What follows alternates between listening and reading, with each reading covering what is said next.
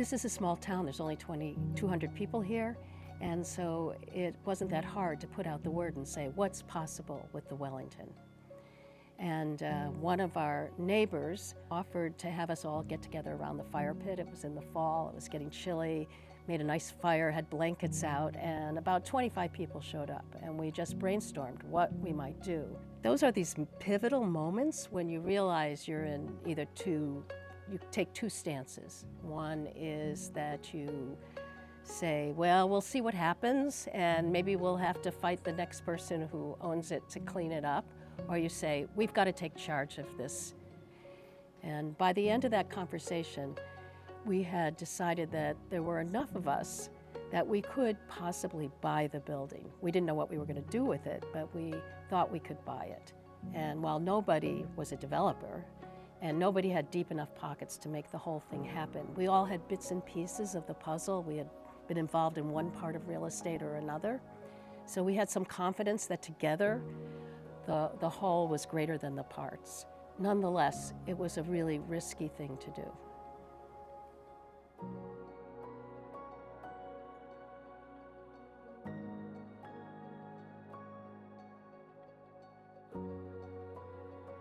And we entered this saying that there were a couple options. We could either tear the building down and create a park. That was one group. Another group wanted to recreate the hotel and had lots of really interesting ideas about how to do that. And way in the back of our minds was the idea of housing. We landed on 10 units of workforce housing, 5 studios, 5 one-bedrooms, and a grocery store on the first floor. Our motto at our firm is rebuilding communities by design. And we are preservationists, and we believe that historic preservation and building preservation, whether it is necessarily deemed historic or not, are important to the community. The Wellington is one of the few remaining examples of historic Catskills resorts that is in salvageable condition. It is another beautiful Italianate structure.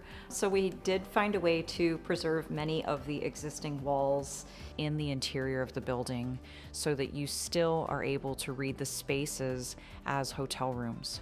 But you'll have much more open, modern feeling apartments that meet needs of modern families and people that will live in this building. This project's really exciting because of the commercial element that exists in the first floor, which would be serving as a small market cafe for the neighborhood. They are a food desert up in Pine Hill, so that would be accommodating that need in the community. It's a place for people to gather, sit and have coffee, meet their neighbors, as well as you have this element of affordable housing, workforce housing in the building. So it really brings together people that will be serving the community, living there, and hopefully that would encourage some further development and investment in the neighborhood. For any project like this, you need a couple people in government who say, I'm going to make room on my very, very full plate for you. When folks see an abandoned building, that's really setting the conversation for their entire visit.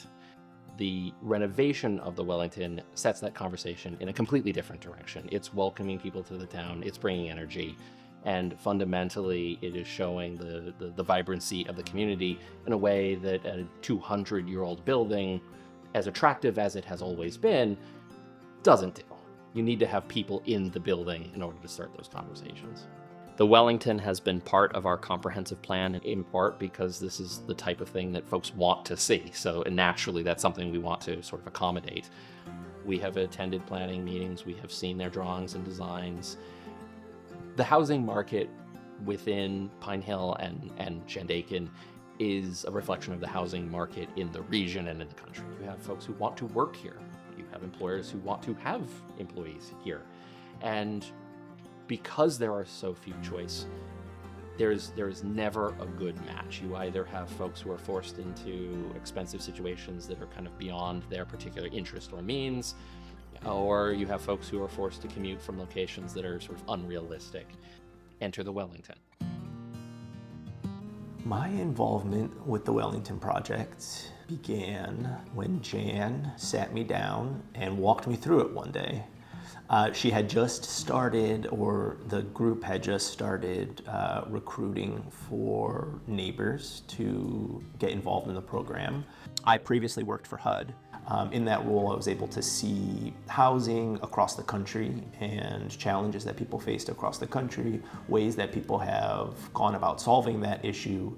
It's other people's stories that I've witnessed that I can just share with people as they're trying to sort of find solutions to their issues.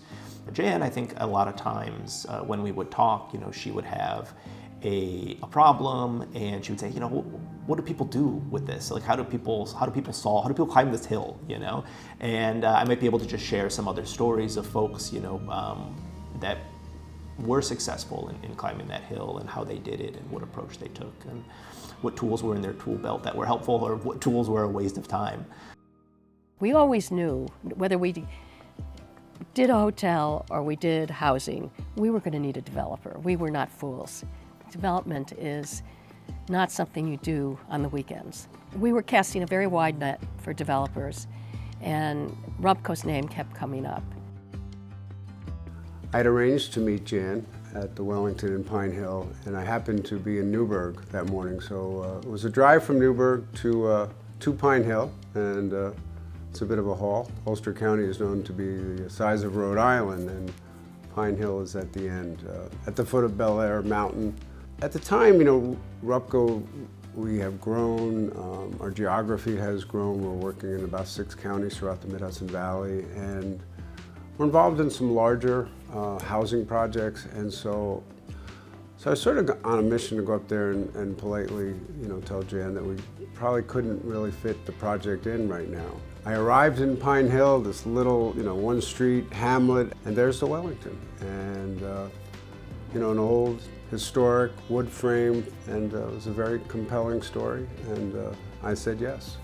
Our approach at RUPCO is, and we've been saying this for years, we like to work with communities, not simply in communities. And we like to work, as we've expanded our geography, with some form of energy. It could be some elected officials, it could be another organization, it could be another nonprofit, private sector developers. Or in this case, and remarkably so, it's a group of residents of Pine Hill who came together, raised $600,000 to buy this building. Yeah, this was a great opportunity. Again, this was not RUPCO's idea, it was not our vision.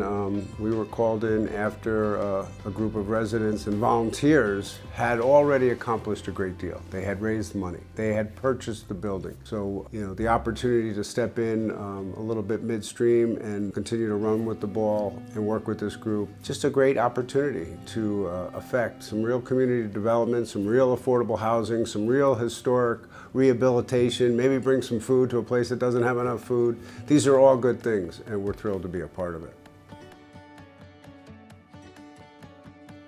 So I'm obviously very excited to see the Wellington project complete. When it's done, it's going to be this beautiful building that has new people living in it, new workers, new families.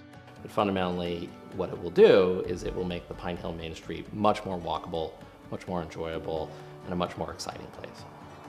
Someone will have a PhD thesis on this piece.